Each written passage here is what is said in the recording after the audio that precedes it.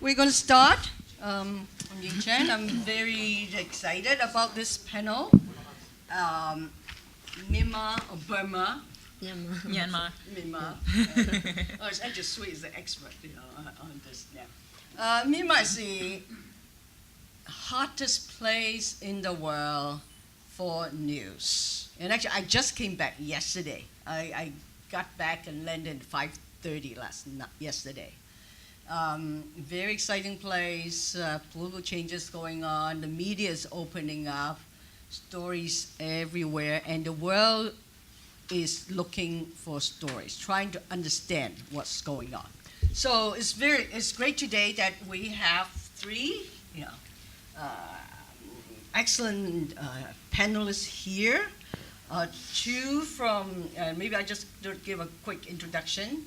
We have Annie Chenaphun. Close. Oh, close. I'm sorry. No, It's okay. I made it when I practiced, right? She covers for Reuters. She covers Southeast Asia for Reuters, based in Bangkok, but travel a lot in the region. And so she will go first and give us an overview about Myanmar. And we have May. I won't venture to pronounce it. But May runs a news agency in Myanmar with more than 40 reporters. So she's going to tell us about her work. She is also an award-winning journalist. She was awarded a fellowship for her courage in investigative reporting in Myanmar. And then we have Swe Win, who is a freelance columnist, writer for the New York Times. He has worked for Irrawaddy. He's been in jail for 7 years, a political prisoner. Now he's writing with his authentic voice on Myanmar. So we'll start with Annie.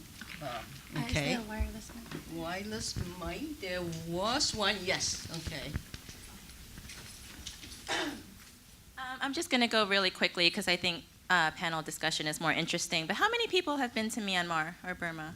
Okay, good. All right, so I will go really quickly. Oh, whoops. No, I don't want to delete. I have been going in now for a year.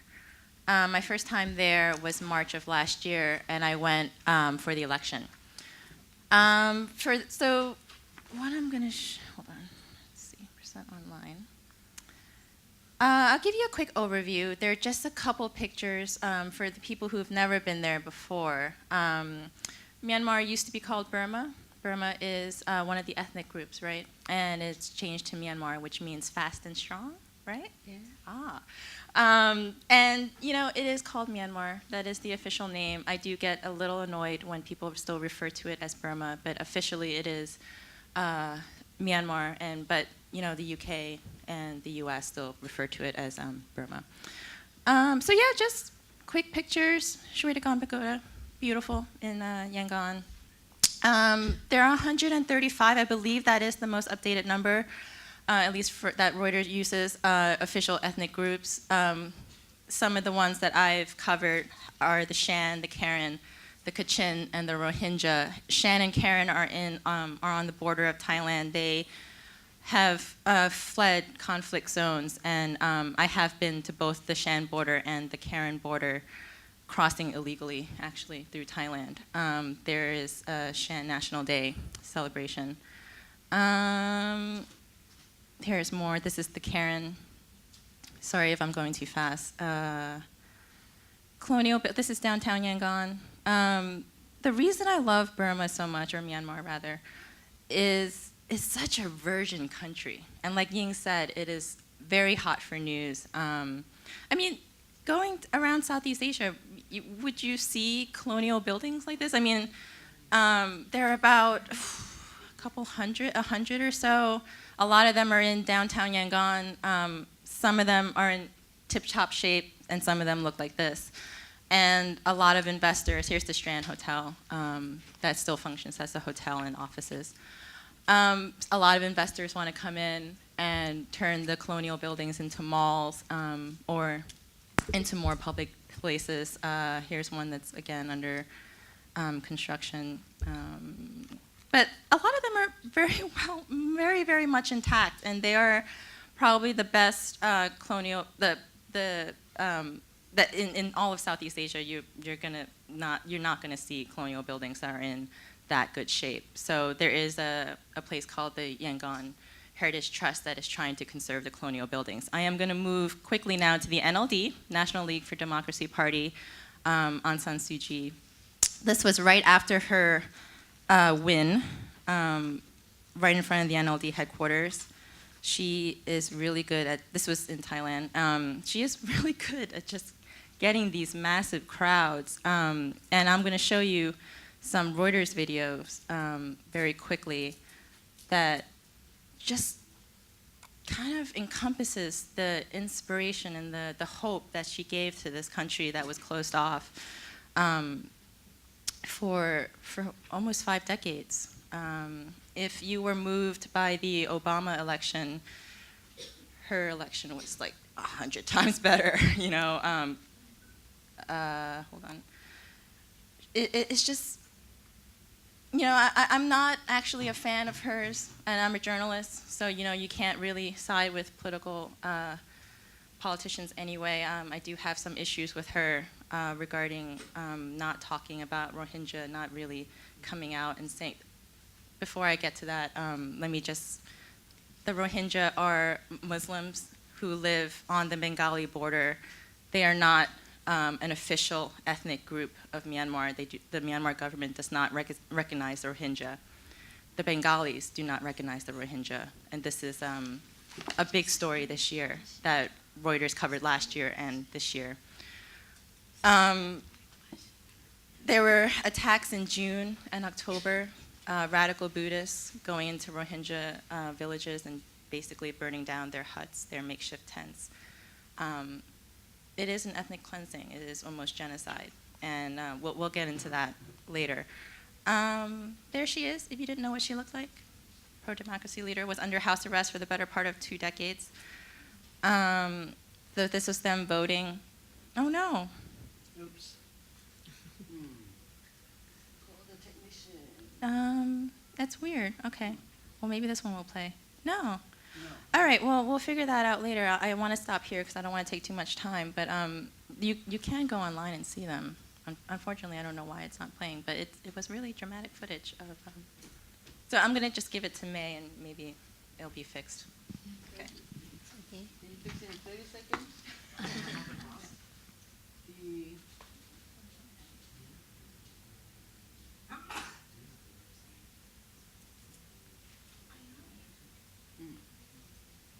Okay. So let's go to May. Yeah, maybe May will speak. Yeah, and then it's we'll go okay. back to the video. Sorry? You want to stand there? Sit there? Yeah.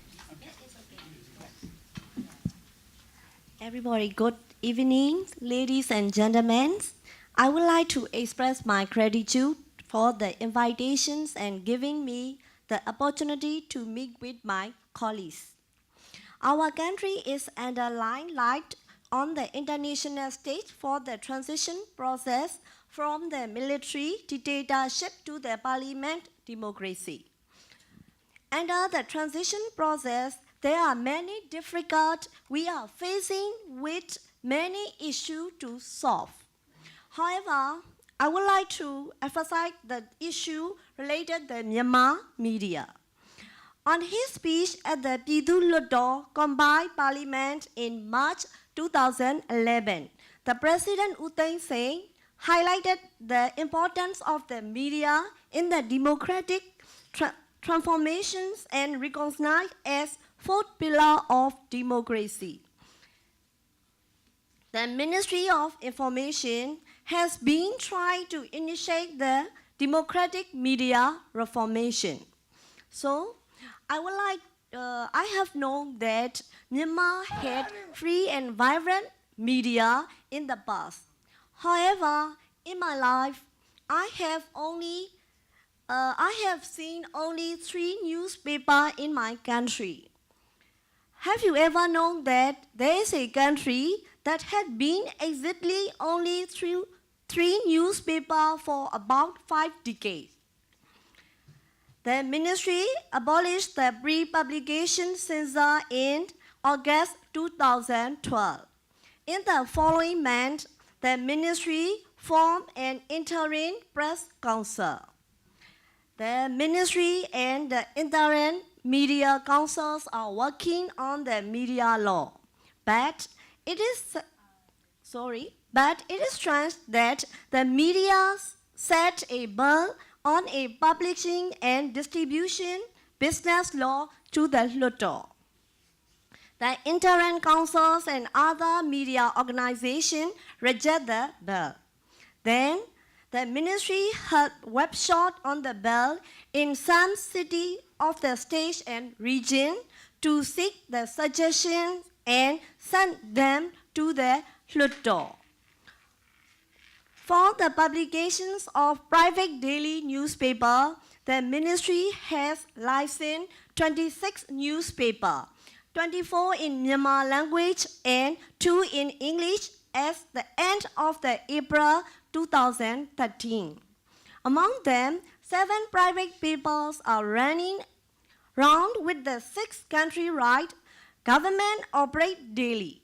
In the past, the state-run dailies had been a place of government and felt propaganda, and most people read for the obituary column and official announcement. But those dailies have already changed to public service paper. The private dailies are struggling to publish a real newspaper. That is why one of the private newspapers were abolished. The reporter have to move to weekly journals and magazines. After about 5 decades later, their experienced journalists, reporters passed away without leaving experience held in journalism. Now, the private media have facing the problem of shortage of reporters and editors. Therefore, at present, it is urgent to contact the capacity building of the existing young journalists and recruitment of young people as journalists. Without proper training in journalism, it is difficult to seek fair and just news stories, keeping ethic and responsible of a journalist, while fulfilling the gap in the quantity as well as quality of the journalists. The Myanmar media will gain the momentum to build up and improve media. Another issue is the social page on internet. People are using happy the Facebook, Twitter, YouTube, and blogs and posting many writing news, photos, and videos. Among them, there are many anonymous with false or incomplete profile posting an ethical and irresponsible thing.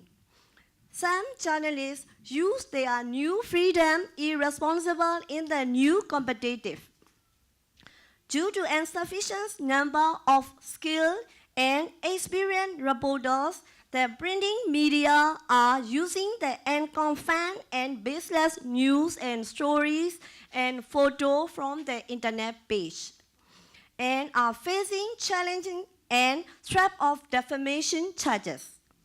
Some publishers are trying to introduce pornographic materials.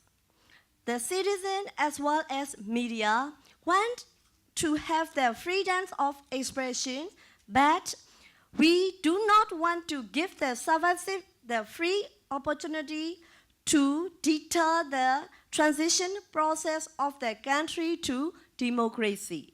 In the media forum, some said that the law without preconditions and pre-publication censorship should grant the freedoms of expression.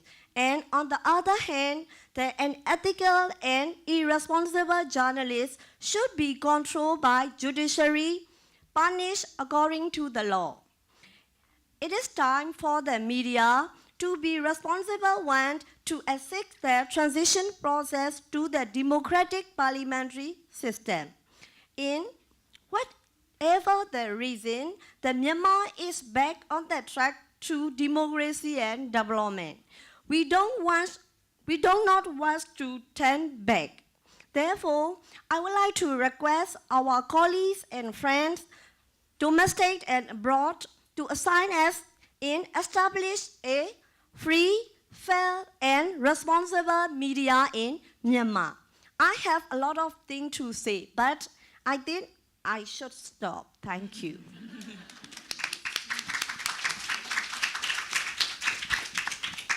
Thank you. Thank you for giving us a picture of the challenges and the democratic transition and the need.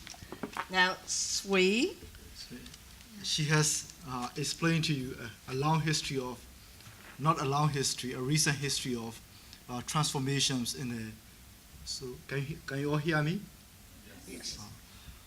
So she has explained well enough. So I don't have nothing much. So let me talk about some of my personal experience with the media. As Yin has said, this is the hottest place.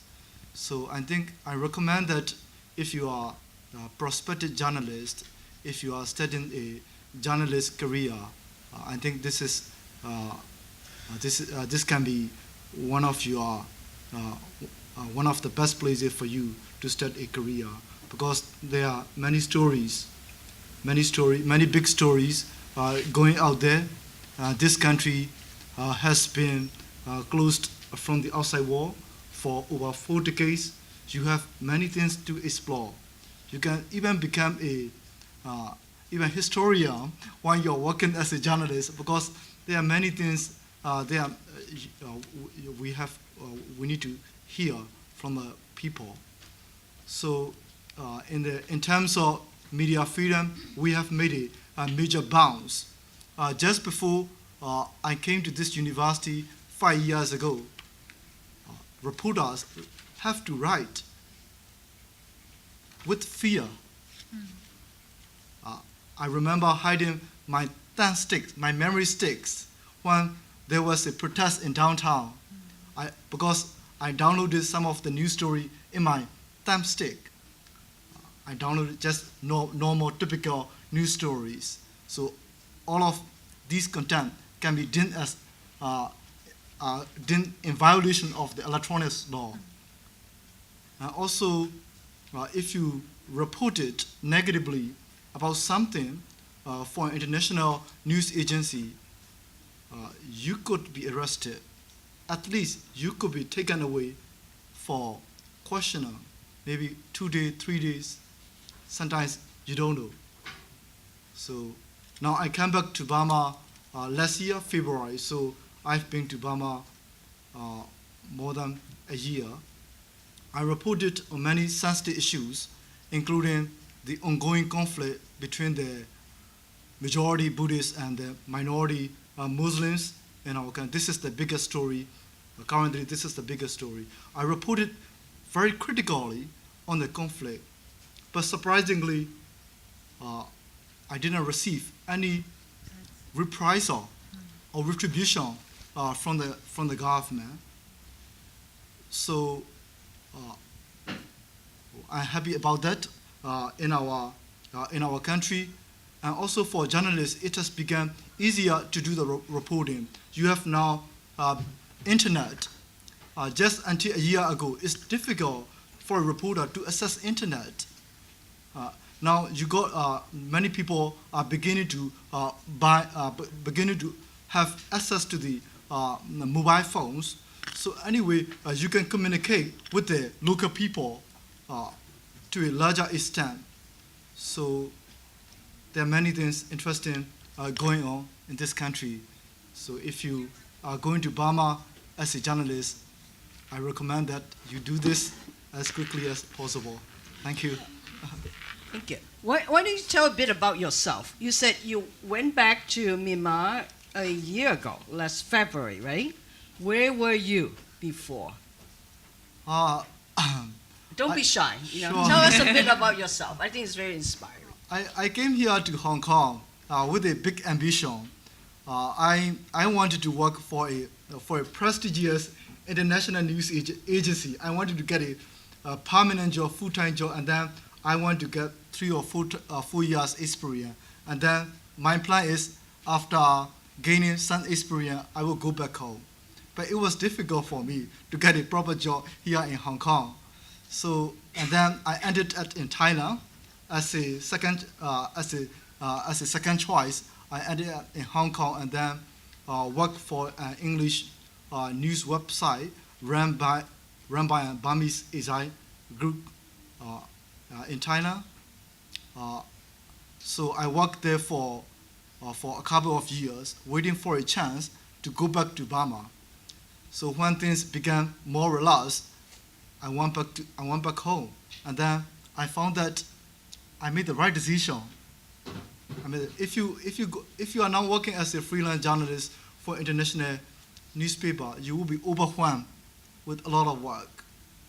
So You were in prison?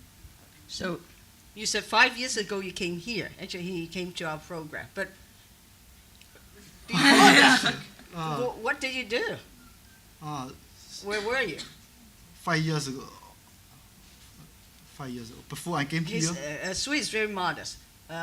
Let's start from the beginning. You were in jail. Why were you in jail? Now, when I was a student, I got involved in a student protest, in an anti-government student protest. So I was sentenced to 21 years in jail. But luckily, I lived only 7 years, and then I was pardoned in a so-called amnesty, because they always use the word amnesty to release the prisoners, but this word amnesty has a lot of negative undercurrents, because they always detain the people and then release them. They keep these people as sort of hostages, political hostages. So when they want to send a message to the international community or to the opposition, political opposition in the country, they release and arrest the people who are against the system. So I lived in prison from 1998 to 2005. I lost my education. I never went to university. So I spent, luckily, I got samples to read. So for self-education behind the bars, so I spent some time reading this magazine and reading that book. So I came out of the jail in 2005. I didn't know what to do. The only thing I could do was read and write. That's it. So I started work as a reporter, as a local reporter. I also work as a translator in my home country. And then at some point, one of my friends, at the time I didn't know how to use the internet, but someone told me to apply for a scholarship at the University of Hong Kong. So I made an online application. It lasted only half an hour. So a week later, I got an email. So I did an online exam test at some point, and then I won a scholarship. So I came here. My story is quite long. Sorry. Okay. You can talk to him later about how he traveled here, right, and then went back. But that's another story. That maybe we'll go to May. Well, tell us your story. Yeah. Now you run a news agency, Yes. right?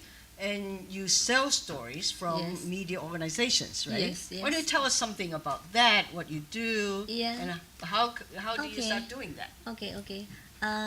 I started writing in 1993 in Myanmar, and that is one of the private journals is just only one in Myanmar, 1993. I start is the feature stories, business stories. And at that time, it's never write about the political stories and human rights stories, and never. So it's 1997, I built the magazine, chief editor at and published, and the magazine is a Swe Win magazine, and that is a business magazine. And then it's a 2004, government banned my magazine and my pen name. So I have 2004 August banned my pen name. It's don't write your pen name, and don't write don't write this. Okay, I change another pen name. I have a lot of pen name in this year. 2004 is I have a 30 pen name. So it's and then it's 2004 is I struggling to life, and the journalists are very difficult to freelance journalist life. So 2007 is a saffron in our country, in the monk and the demonstrations, and a lot of demonstration in 2007. 2007 February is it's one of the 20 years. Within 20 years, it started as a demonstration, a small demonstration. I cover the photo and interview with I release. And maybe 7 hours a day. So, and 2007 February and 2007 August, government banned my cell phone. So, cell phone, and it's okay. I have no money for buy another phone. I'm the PCO phone in Rangoon. I use a PCO phone. It's a 2007.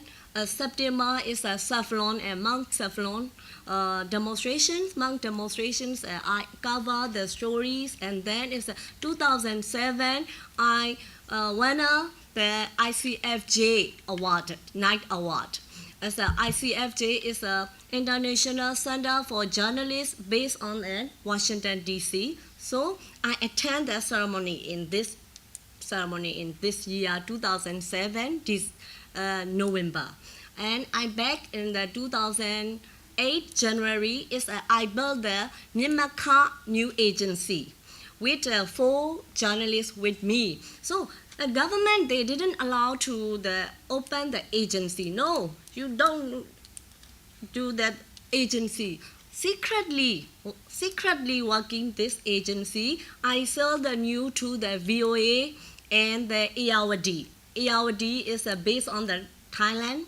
So I have a lot of banning in local, in country. So it's 2011 is in the change the government is I try.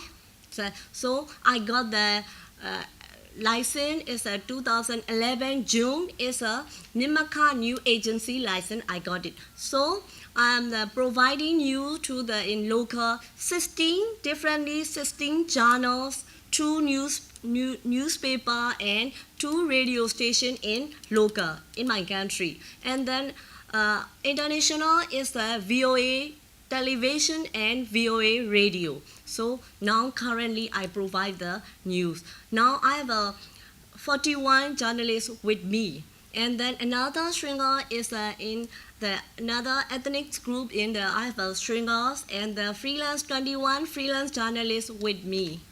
Now that's it, my stories. Are you making money? No. I lost my money. Yeah, and that is I have the 2008 is I have the money from the ICFJ award, so $1,000. Oh, I got build the agency, and then it's 2009 is I have no money for that. Also, okay, my mother land is sold my mother land, and then got the money and trying and struggling and my agency, and then now is 2011, 2012, April, I have no money. So, and another land, another block to sell my husband land. So, I think it's I spend a lot for my mother, for my father, for my husband. Go. That's But my it's story. valuable work, right? Yes. So maybe Annie, tell us that Swe and May take their job very, very seriously. Right? Yeah, I don't And- at all. No. no. Well, I mean, as a foreign journalist, Yes. it's Tell us what you. I am not under that much risk. I mean, the most they can do to me is ban me. But these guys face prison. Our chief text reporter has been writing for Reuters for about 20 years now, and he always had a bag packed right by his door in case he ever had to go to prison. So it's a real threat there. It's still, I know it's a lot freer now, and I know it's easier for journalists like me to get in, but it's not perfect. You know, I still think these journalists are under danger still. I know some journalists have been hacked, so it is kind of like China. Their emails have been hacked. So, you know, and you said in your introduction that I think only 4, is it up to 7 now, that private dailies? Yeah. The newspapers are 7. state-run. Yeah. So people 7 got private daily. so people got their news from the government, and it was wrong, or it was not reliable, or very one-sided. And very recently, April 1st, I believe, 4 private newspapers went daily, and now it's up to 7. And I think even the Myanmar Times, which is the English paper, is not daily yet, because you have to understand, as a foreign journalist going in, my biggest frustration was there's no internet, you know, or the phone is not working.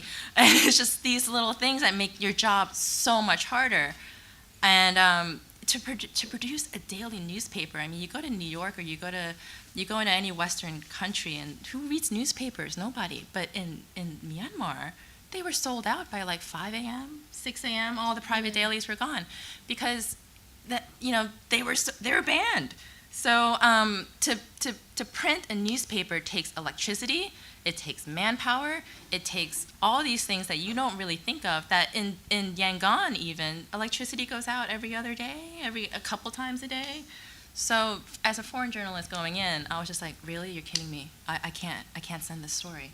So, but you know, Reuters, we're lucky we have the beacon satellite where we just can connect. And that's how we were sending stories on election day. We sent 6 stories that day, all from the beacon, and all very costly. Okay. Now we talk about hot stories in Myanmar. So can maybe each of you can tell us, like, what are the stories that you're working on that you think is important, that needs to be told? Yeah. What are the hot stories? Give us 3 maybe. Sweet.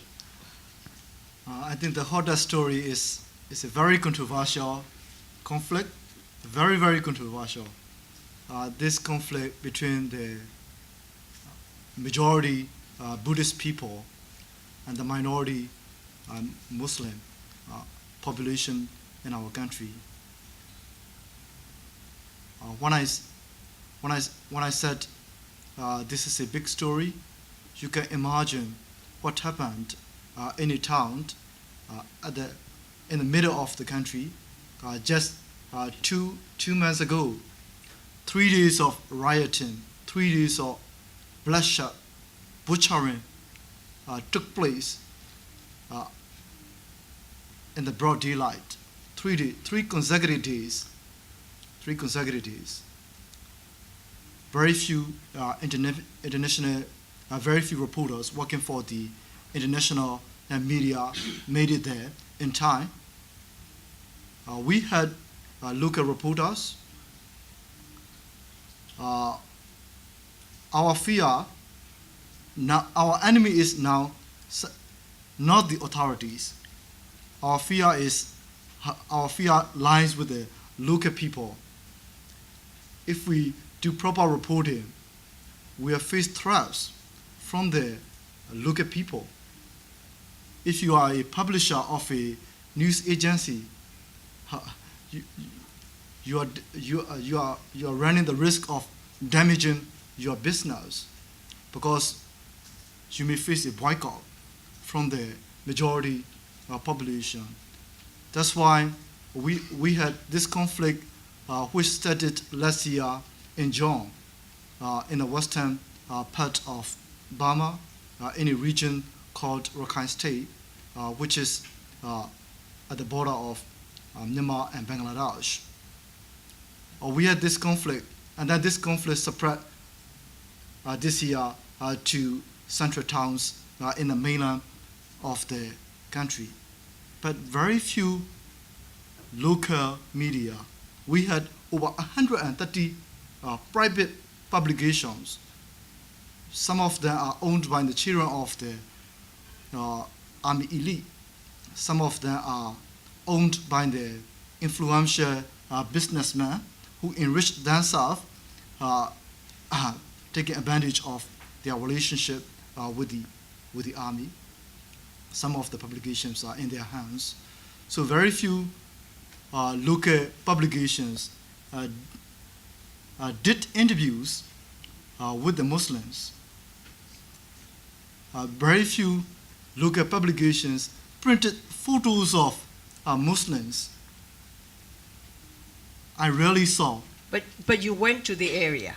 I went to the area. I just went to the area 2 weeks ago. I was threatened. Actually, this is my hometown. My mother's hometown. I'm a Buddhist. I tried to film the burning site of a Muslim house. The local people were quite angry with me. If you are feeling pity for the Muslims, then we must do something to you. We must do something. So ethnic conflict. Ethnic Okay. conflict. So- Someone said you will be taken away, you will be dragged away on the street. So Okay, maybe let's ask Sure. May. Yes. So you have 41 reporters. Yes. So what are the stories they're working on? What are the hot stories? It's a market in the media market is some stringers in steak and division, and then that is an ethnic story is very famous to sell the story, and then it's mostly in the journal, in local journal, is a business stories. It's Business a very story. popular in business stories. Which kind of business story is which company is invest in the areas, and they are really interested in the how many companies invest in Myanmar. That is most popular stories, no? And then is an ethnic story is how plan the projects, and then is that is interest in another in our customers' journals. Okay, so business investment. Who's Yes. investing in Myanmar? Yes. What kind of company going in? Yeah, and For- they want to be the Jobs. jobs. Yeah. Okay, what are the jobs that are being created, or Yeah. are there lack Yeah. of jobs? Another thing is they are the how to protect the environments. They are environments. Environmental story is very popular. Okay. Annie? Definitely the ethnic tensions as the number one story Reuters reports. It's called 969 movement, or but anyway, other than the ethnic tensions, I guess it's not a big story anymore this year because the ethnic tensions have overshadowed it, but last year there were a lot of ceasefire agreements between a lot of the ethnic armies and the Burmese government army. Unfortunately, these ceasefire agreements haven't really gone forward. One example would be the Shan State Army, which is one of the biggest ones. These separate armies broke away from Myanmar, so they're just different ethnic groups, and they accuse Myanmar military troops of raping women and just basically chasing these people from their homes, and they just go out to the border, and in Thailand, you'll see all these refugee camps and they want to go home, and they can't because it's still a conflict. So I think that should qualify as a big story, even though it has died down, unfortunately, in international reporting this year.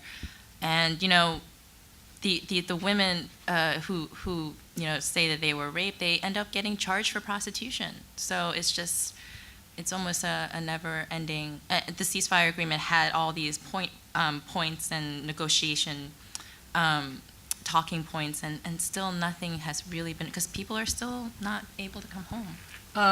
How about Aung San Suu Kyi and the upcoming election?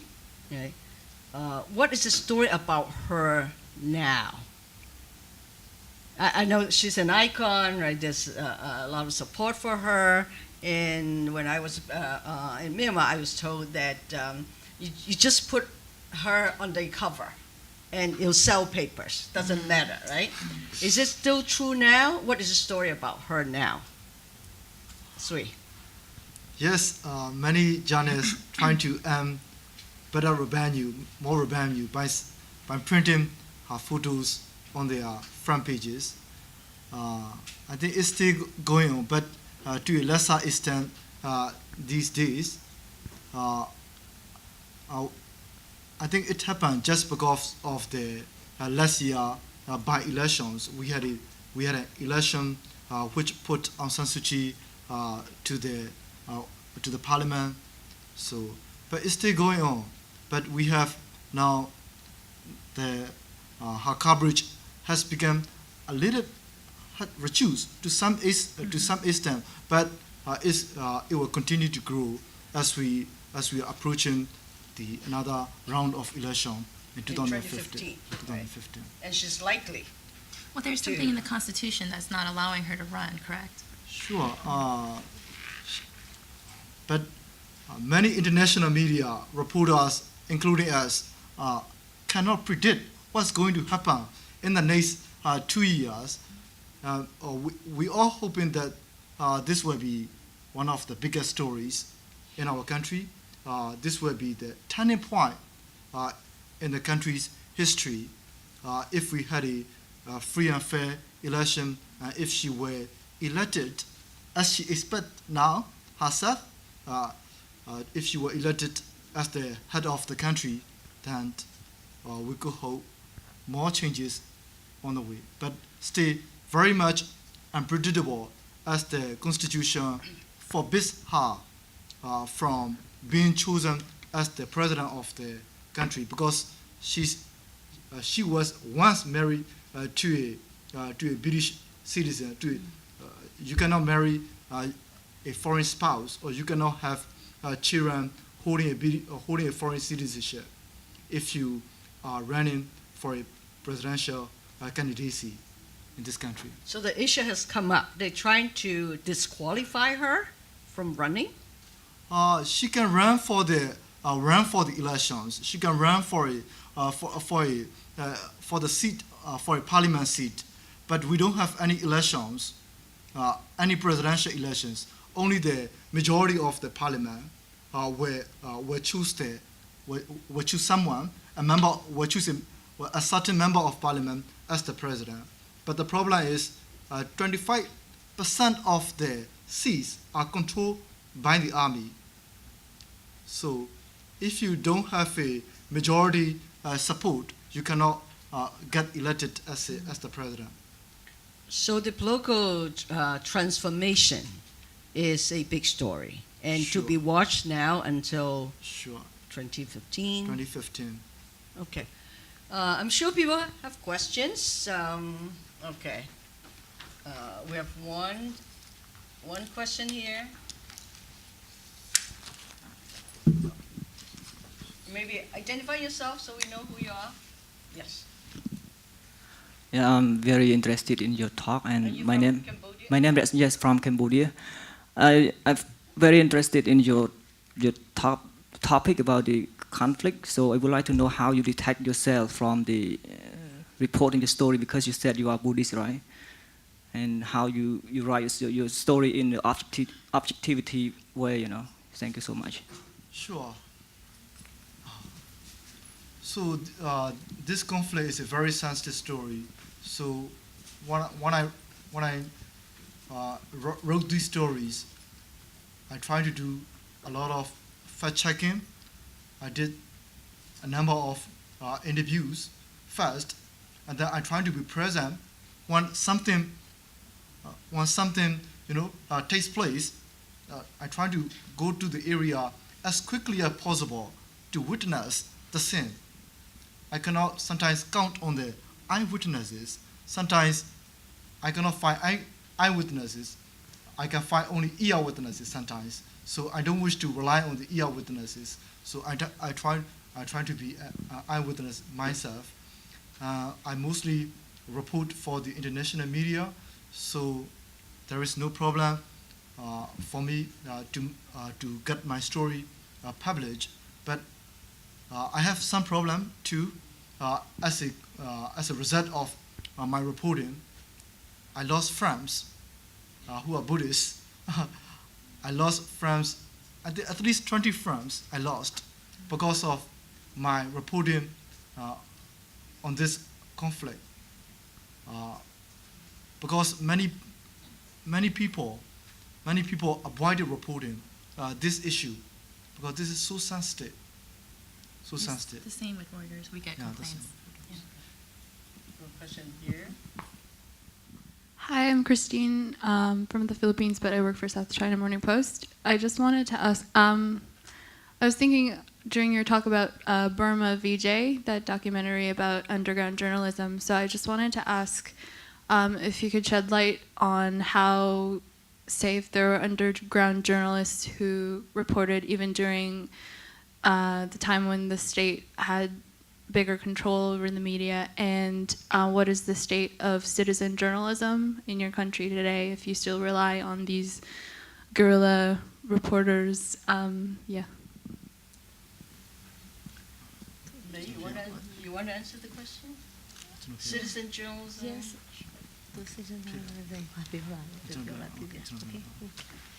Oh, actually, yeah, we used to have some reporters who work underground.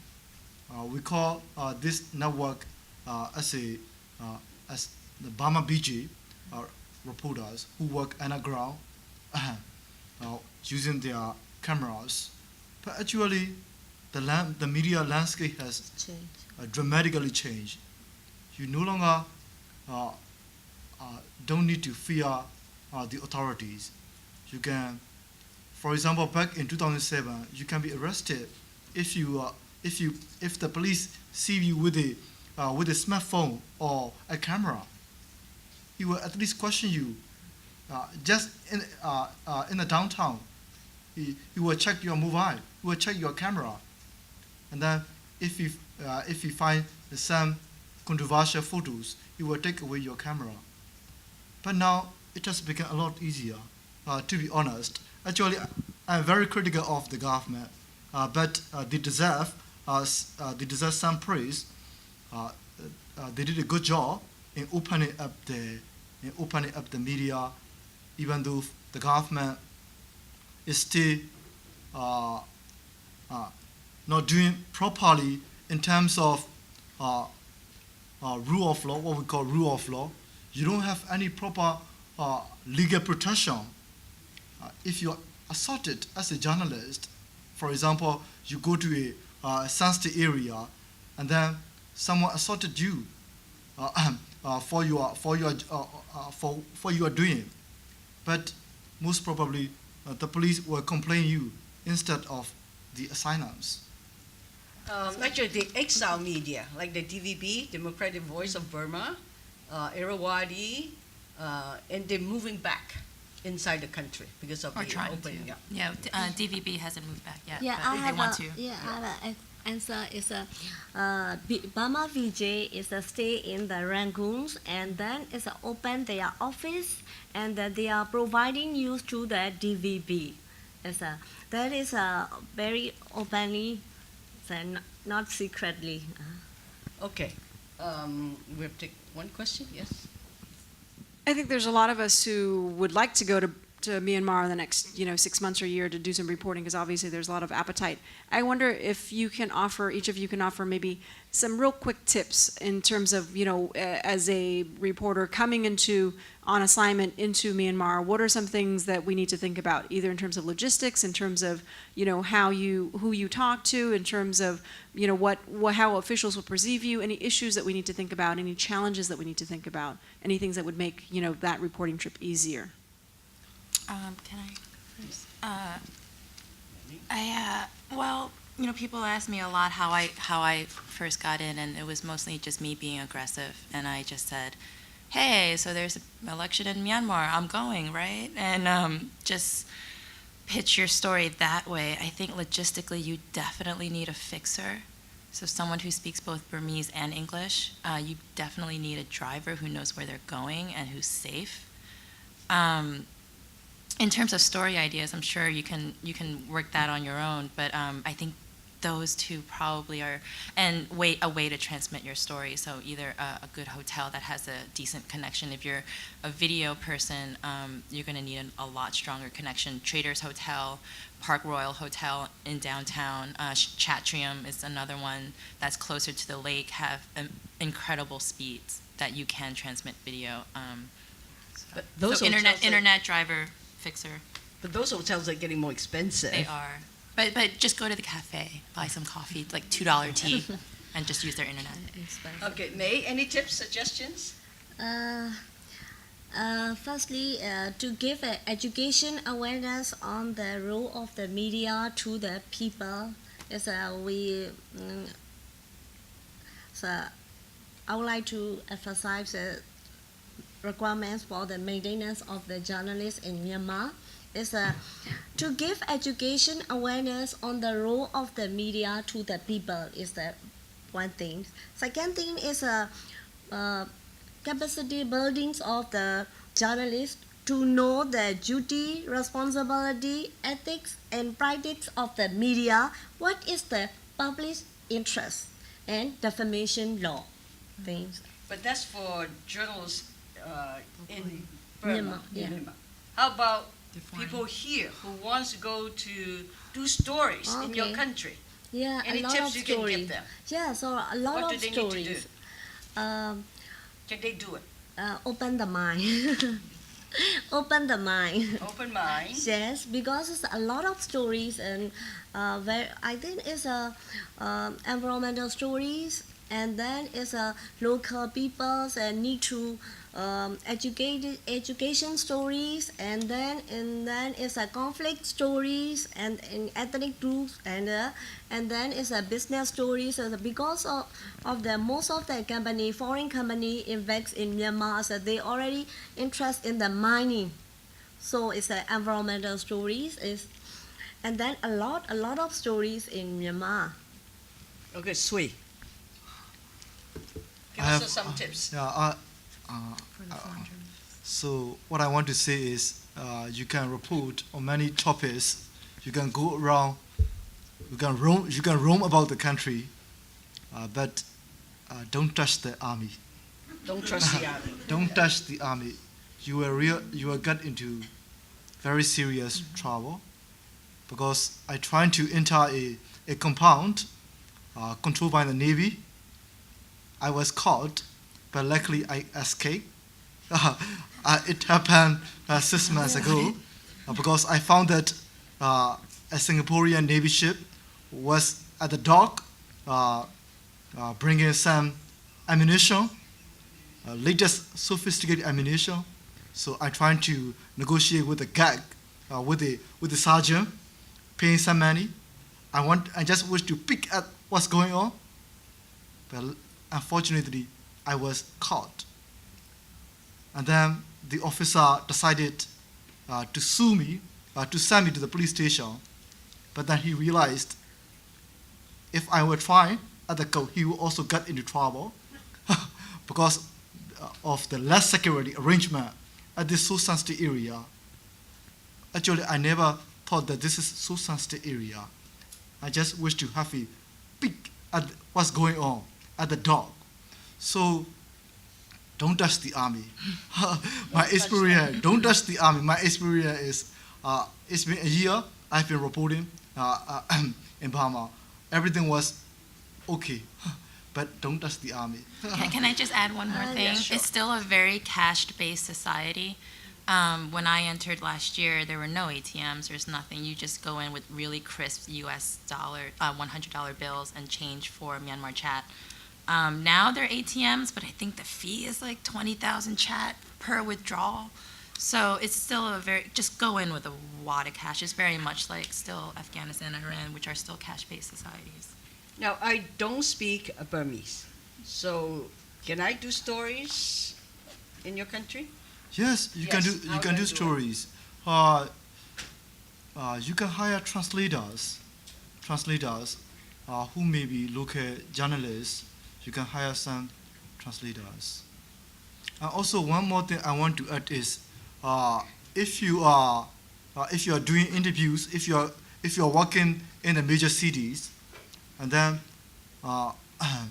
you don't need to care about the local authorities, the harassment from the local authorities, but you should expect the harassment when you go to a smaller city. The harassment will be, the police or the military, the intelligence officials will be following you wherever you go. This is the normal practice, and and then they will ask you your passport number, also your passport information page, the copy of your passport information, repeatedly again and again. At every checkpoint, they will ask you for the same passport details. Don't be scared, because this is the old system. The old system still continues in many parts of the country. So you just give away your passport details, and that's it. There are a lot of villages that still ban foreigners too. Even I can't go in. So I think it's they can help the foreigner. It's Myanmar people is very warmly, and I think it's they can help. And some foreigners they fear the police, and then it's police is in past year is they train the police is can help to the foreigners they train. So, and I think is I would like to advise you is if you would like to army or the something like this is you should try it. You should do it. You should do it. Yeah. You should do it. No. But do it Because, legally. legally. No, legally you should do it because it's most of the people and journalists are they are in the mind is that don't touch them. So, that is an old style, no? It's a change in Myanmar. It's you should try it. I advise you. You should do it. You try. No? Okay, but don't get arrested. Right? yes, please don't. Yes.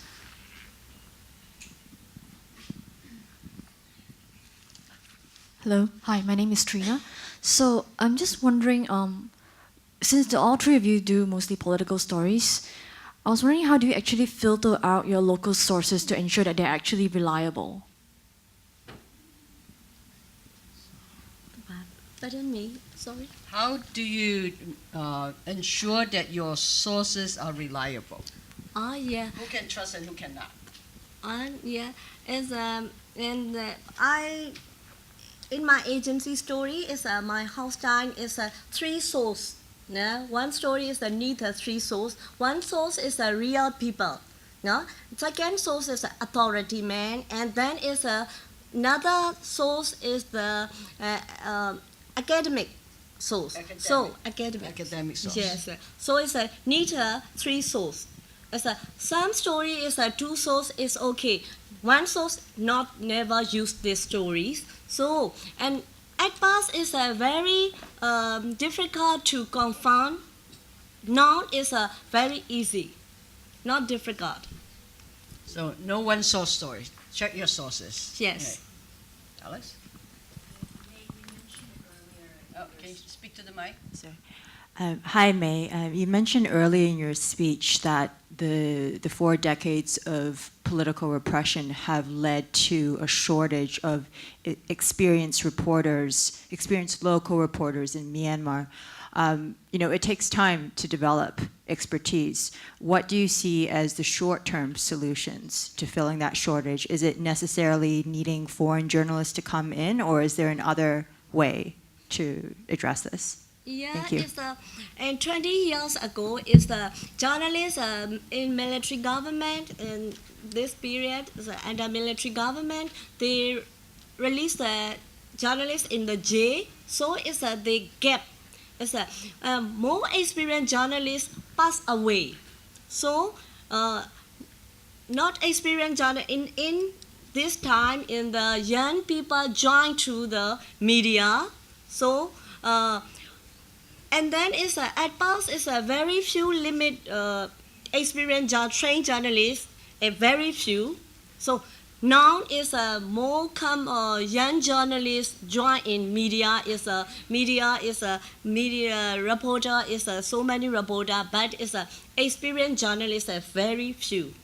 So what do you mean, sir? So the question is, so that's why this. Everybody talk about we need capacity building in the media organization. Yes.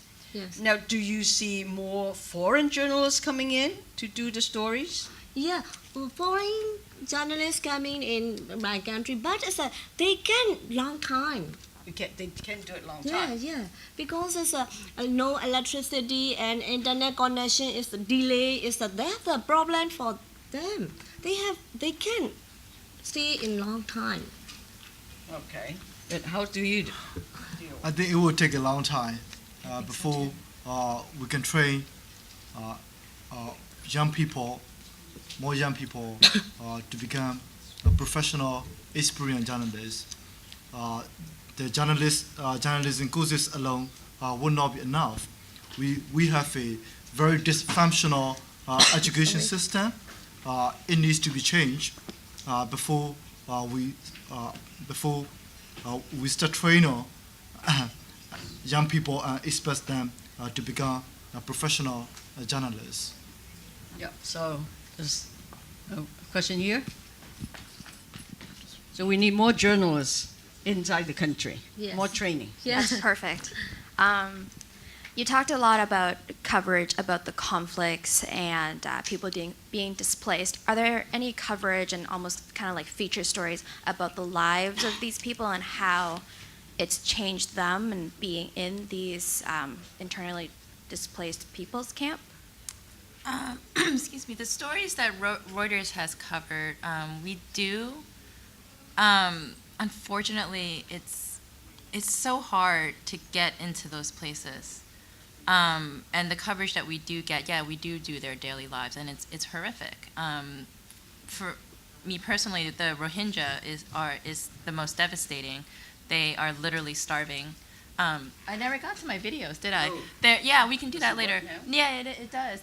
You'll see. Let me just very quickly show you some of the camps and the villages that they're living in that have been burned down. Sorry. Okay. It works now. So look at where they're living. This is the Rohingya, and they're living in makeshift tents. They were their villages were burned, and you can't even sustain living like this in the rainy season. And this was during the cyclone scare, Cyclone Mahasen, that just came by, and they had to evacuate. And this is their lives. So, and this is not just a Rohingya as well. This is what the Karen and the Shan and the Kachin who are at the borders in Thailand, very similar living conditions. So, Can you go there and report? can I go there? Probably. No, I have not. This is our man inside. And inside? Yeah. Burmese. Correct. He's saying that he only gets one rice, I think. that he only gets like one packet of rice a day, and he gives it to his children. So they're starving and they're dying. So. Okay, I think we're running out of time, and it's noisy outside. One last question. Sam, you have a question? Okay. Quick and sweet. The easiest way to reach the rural area is through radio. So if I have enough funding today, can I just go in and make a new radio station? Make a new radio station. Yeah. Yes, I think it's a government allowed to the community radio license they were allowed to the license the private, and now it's 7 private FM radio stations. I saw that new 2 FM stations. It's one is an ethnic group. It's a Shan State, and then another is an ethnic group in the Myit. So, actually, a lot of potential. Yes. That's a great idea. Yes. A lot of potential for radio. Yeah. Cheap and versatile. Yes. Go in. Yes. So we want to thank the panel very much. Let's give them a big hand.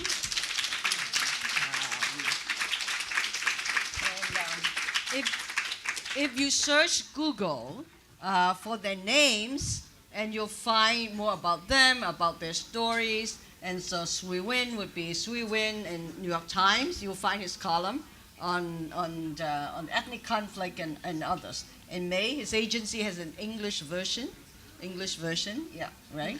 And I'm sure people can find your stories too, right? Okay, thank you very much. I just want to thank Ying for making this panel happen. It would not have happened without her. So let's give her a round of applause. Thank you very much. Go Myanmar, go Burma.